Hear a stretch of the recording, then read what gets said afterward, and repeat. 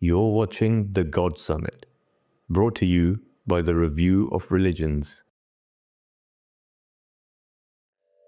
I'm Farzeen Qureshi. I was born a Sunni Muslim. We had learnt the basics of the Quran, but we weren't really regular in reading the Quran. At that time when I was in primary school, I didn't even know how to read namaz. So in 2001, my mum passed away of a sudden brain hemorrhage. She didn't have any direct family in this country. We were sort of alone. You know, in Sunni households, some Sunni households, they have khatams and they do certain rituals like praying for the deceased person, or, you know, they have other customs like counting, reading kalima over kidney beans a certain amount of times. In those days when these customs were happening, I noticed that my relatives from my mother's side, they didn't attend our house. And this was a time where we needed them. We needed our mother's family more than anyone. And I did ask them, I remember asking one of my cousins, you know, in these times when we needed you the most, why didn't you come? And that's the time where she said, very well, we didn't come. It's not that we didn't want to come, but we are the Muslims, and we don't do these rituals. We don't follow these customs, these khatams. I didn't know what Ahmadiyat was, so then naturally I asked, what is Ahmadiyat? And so then they gave me a book, Ahmad the Guided One. I remember being a little bit reluctant at first. I couldn't put a finger on it because everything that I'd read in the book, it all seemed so logical. So then I was told just to pray. So I guess it was at that stage when I started to pray more to Allah that He would guide me and He would help me become more closer to Him and more steadfast. Once I had a dream where I was in a dark room, a very dark room. It was pitch black, and there were verses from the Holy Quran being recited,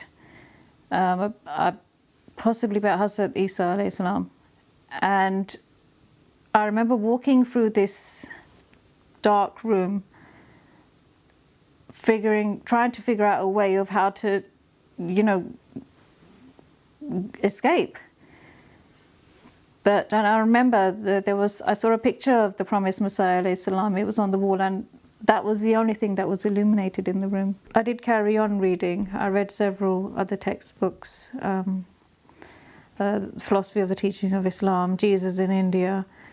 I began watching some MTA occasionally when I was alone. And there was one sign that I think it sealed it for me. It was when I was reading about the prophecies of the coming of the promised Messiah alayhi salam. I mean, there were several, but the one that stuck out for me the most was the one of the solar and lunar eclipses. This eclipse was specific for the coming of the promised Messiah. It wasn't just like a normal occurrence. Yeah, and it would only happen at that time. This was pretty strong for me. I mean, how can you doubt that? This is a prophecy. So in 2002, I did my Ba'ath. I attended my first Jalsa in 2002, and I just felt like this overwhelming feeling of just happiness, I remember becoming quite tearful when I saw the signs, Welcome to Jalsa Salana. So it was during that Jalsa where I saw Hazur for the first time as well. I was just full of emotions. I had so much happiness in my heart. I just thought, okay, this is the man of God that I was reading about. So, I mean, another dream I had was that I was in the Holy Kaaba. I had beautiful white marble walls, glowing. And who was giving the Friday sermon in the Kaaba itself? It was Khalifa Rabi. Another amazing thing about that dream was like a few years later, quite a few years later, I remember seeing some YouTube posts about what the Kaaba looks like from the inside. And I'd never thought much about it at that time, but when I actually saw the videos, you know, I was very tearful.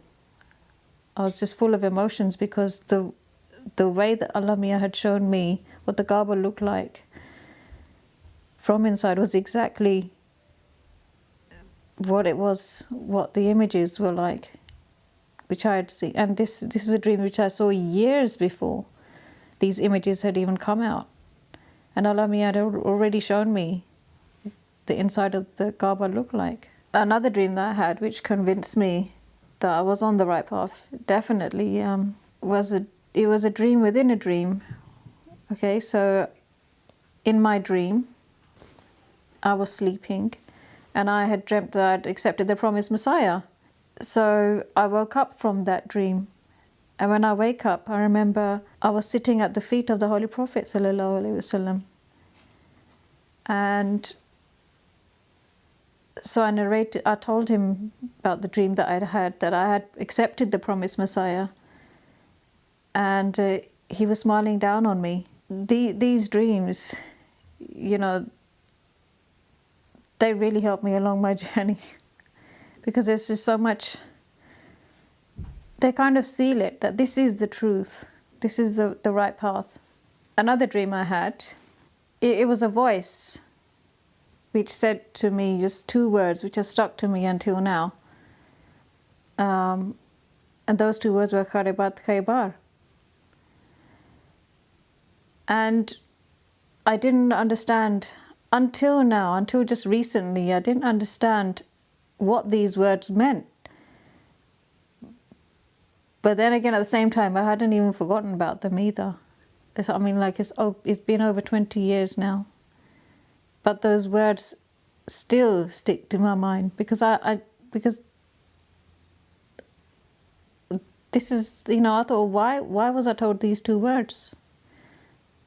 And, you know, my mind would just keep repeating them. Years later, I found out that these two words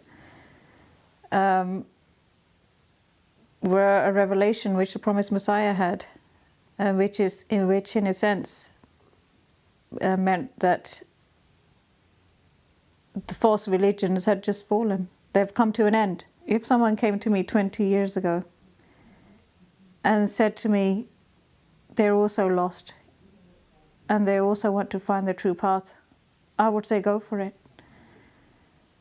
And I would say to them, do not listen to what other people have to say. Do not let anyone else hold you back, because this is your bond with Allah and you will be answerable to Allah at the end of the day.